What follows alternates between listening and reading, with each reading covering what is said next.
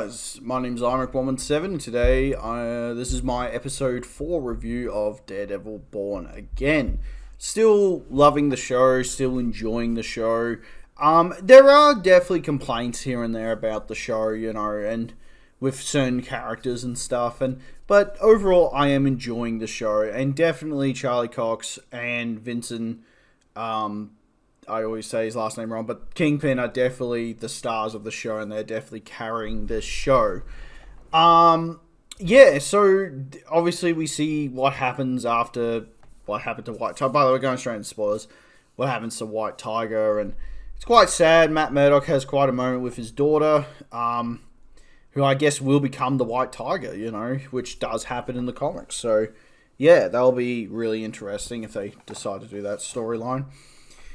But we might as well get to the meat of this episode, and that is Punisher makes his debut back in the MCU or in the Marvel Universe, and goddamn man, John Berthel or whatever his name is, Berthel or whatever, he owns that character, man. He is a great Punisher, and that whole scene between them, between Daredevil and Punisher is amazing. It reminds me of the scene in the Netflix show where he's all chained up and they're just talking about what makes a hero, what makes a hero, and what makes a villain, and what between good and bad and killing and not killing and stuff. And yeah, it was just really well done in this. And goddamn, man, you felt for Matt, he was ready to just lose his shit. And Punisher, I am kind of wondering what the hell his story is, because he looks like he hasn't been doing much either.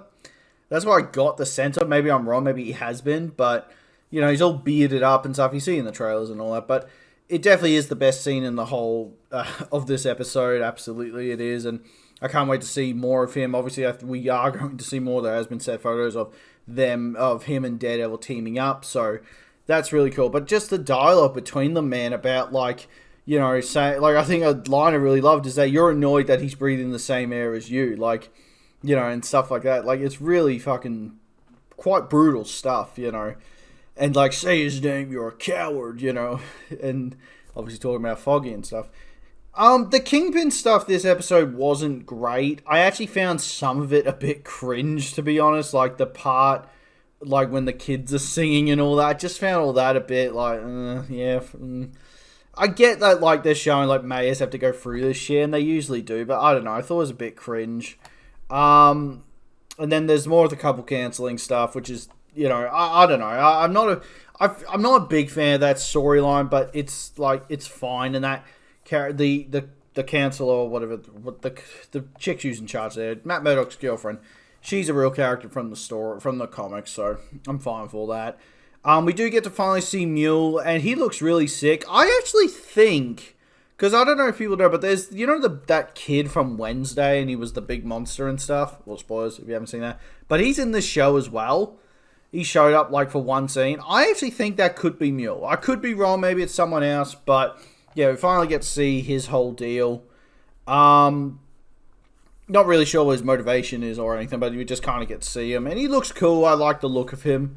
And then we do get to see we get to see at the end of the episode Matt Murdock and Wilson Fisk going into their lairs, if you will, and where Daredevil keeps all of his clothes or his suits and his his weapons and whatever, and then where Kingpin kind of hangs out where he tortures people, and he keeps that painting with the blood of where he got bit the shit out of by Daredevil. And kind of hinting that those characters they will return to Wilson Fisk will be Kingpin. He'll turn more into Kingpin. Matt Murdock will become Daredevil, There is a very big lack of Daredevil at the moment, And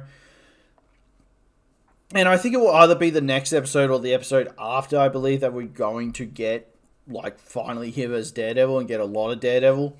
But, yeah, there is a lack of Daredevil at the moment. It is very much a lot of court drama and stuff like that. But yeah, and there's a little side thing with him trying to help this guy get parole or whatever it was, and I don't know, they try to make him out to be oh look, I feel sorry for him, but he's done all these crimes. It's just maybe I need to watch it again. I didn't quite get it, but there was this thing where they were trying to show him to be, he's not a victim, you know, and, or he is the victim, sorry, he is the victim.